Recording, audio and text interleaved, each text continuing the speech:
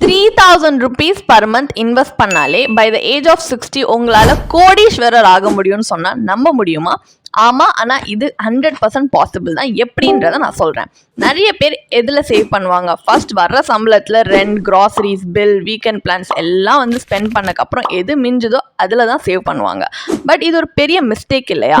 நம்ம இந்த ஸ்கிரிப்ட் அப்படியே ஃப்ளிப் பண்ணி ஃபர்ஸ்ட் சேவ் பண்ணிட்டு அதுக்கப்புறம் ஸ்பெண்ட் பண்ணால் லைக் பிரேக் டவுன் பண்ணி பார்ப்போம். இப்போ நீங்கள் 3000 rupees per month எடுத்து வச்சு சேவ் பண்ணுறீங்க. ஒரு நல்லா பர்ஃபார்ம் பண்ணுற ஈக்விட்டி மியூச்சுவல் ஃபண்டில் எஸ்ஐபி மூலியமாக வச்சுப்போம். உங்களுக்கு இப்போ 30 years. இதே நீங்கள் 60 years ஆற வரைக்கும் கண்டினியூ பண்ணிங்கன்னா உங்கள் டோட்டல் இன்வெஸ்ட்மெண்ட் 10.80 lakh.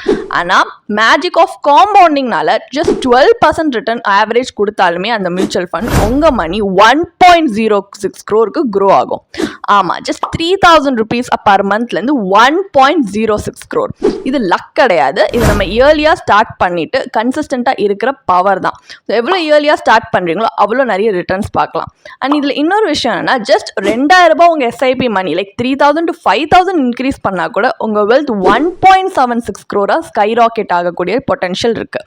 ஸோ உங்கள் ஃபியூச்சரை ஸ்மார்ட் வேல செக்யூர் பண்ணணும்னு நினைக்கிறீங்கன்னா வெயிட் பண்ணாதீங்க. இப்போவே எங்கள் பயோவில் இருக்க லிங்க்ல போய் ஒரு ஃப்ரீ கன்சல்டேஷனுக்காக, அதுவும் பெஸ்ட் இன்வெஸ்ட்மெண்ட் ஸ்ட்ராட்டஜிஸில் இன்றைக்கி ரிஜிஸ்டர் பண்ணிக்கோங்க.